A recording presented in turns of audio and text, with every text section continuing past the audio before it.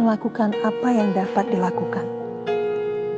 Dalam Markus 14 ayat 3-9 dikatakan, ketika Yesus berada di Betania, di rumah Simon si Kusta, dan sedang duduk makan, datanglah seorang perempuan membawa suatu buli-buli pualam berisi minyak narwastu murni yang mahal harganya.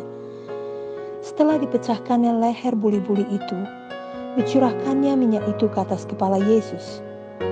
Ada orang yang menjadi gusar dan berkata seorang kepada yang lain, "Untuk apa pemborosan minyak narwastu ini?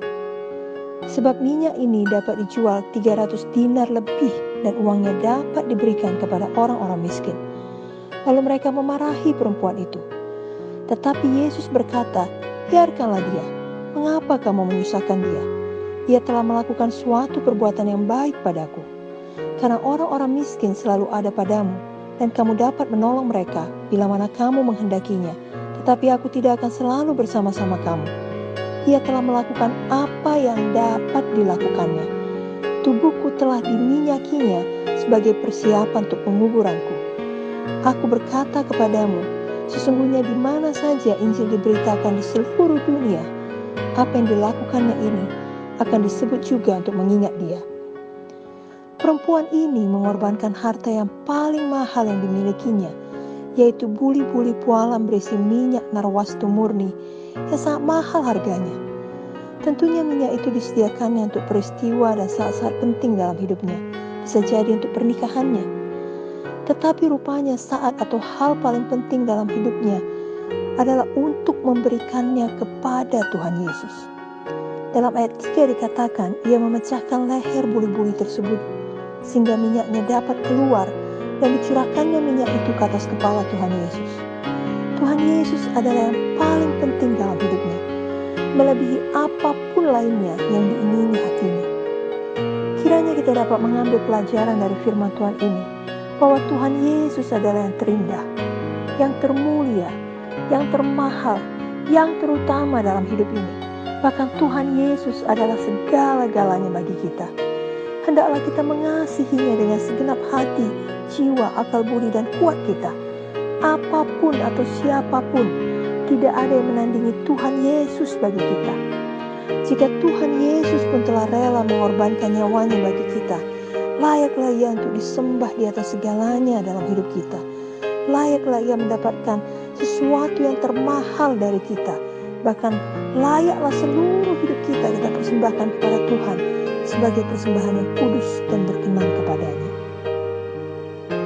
Kiranya firman ini menjamah hati kita pada saat sekarang ini.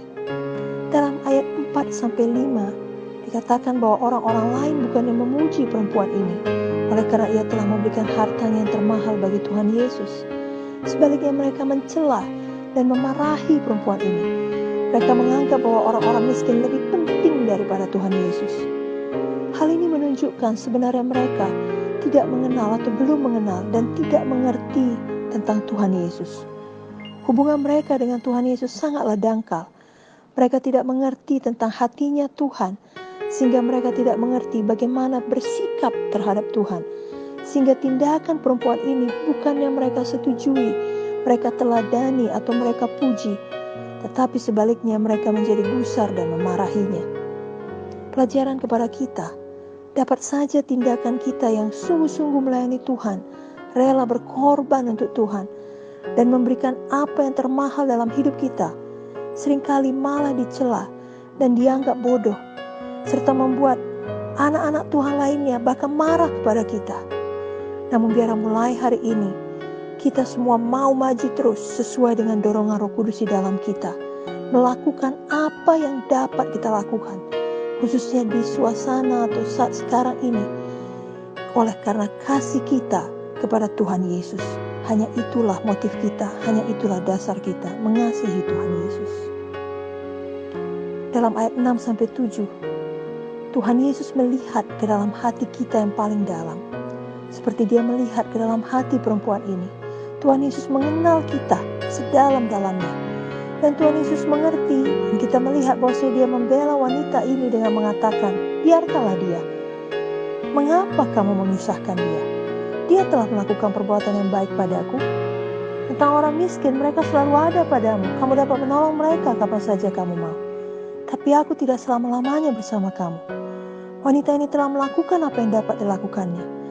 Ia meminyaki aku sebagai persiapan penguburanku.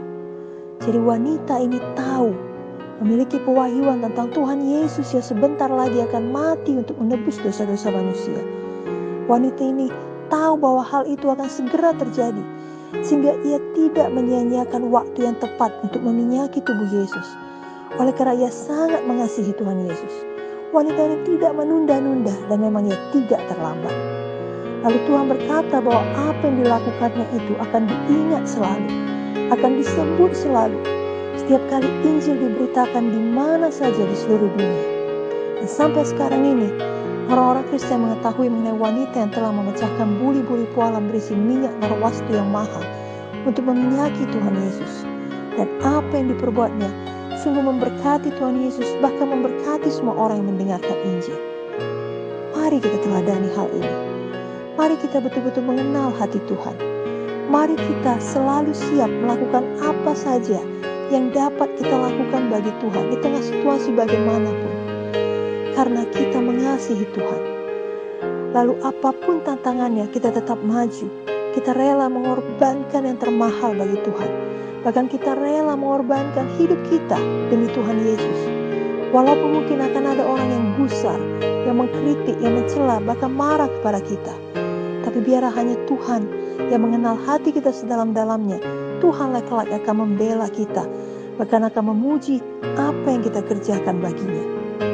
Mari kita ingat bahwa semua jeripaya yang kita lakukan itu tidak akan ada yang sia-sia. Sebab kita melakukannya dalam persekutuan dengan Tuhan.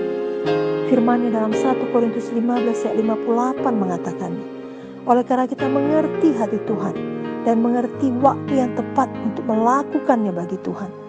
Kita tidak menunda melakukan pekerjaan Tuhan. Kita tidak membuat alasan. Sebagaimana Tuhan berkata kepada orang yang mendapat 5 dan 2 talenta dalam Matius 25 ayat 23. Baik sekali perbuatanmu itu, hai hambaku yang baik dan setia. Kau telah setia memikul tanggung jawab dalam perkara yang kecil. Aku akan memberikan kepadamu tanggung jawab dalam perkara yang besar. Masuklah dan turutlah dalam kebahagiaan Tuhanmu. Sedangkan yang memiliki 1 talenta dikatakan dalam ayat yang ke-25. Karena itu dia berkata, karena itu aku takut dan pergi menyembunyikan talenta Tuhan itu di dalam tanah. Ini terimalah kepunyaan Tuhan. Kita jangan seperti orang yang mendapat 1 talenta ini, yang takut dicela, tidak peduli hati tuannya, sehingga tidak mau melakukan pekerjaan bagi Tuhan, hanya memikirkan diri sendiri.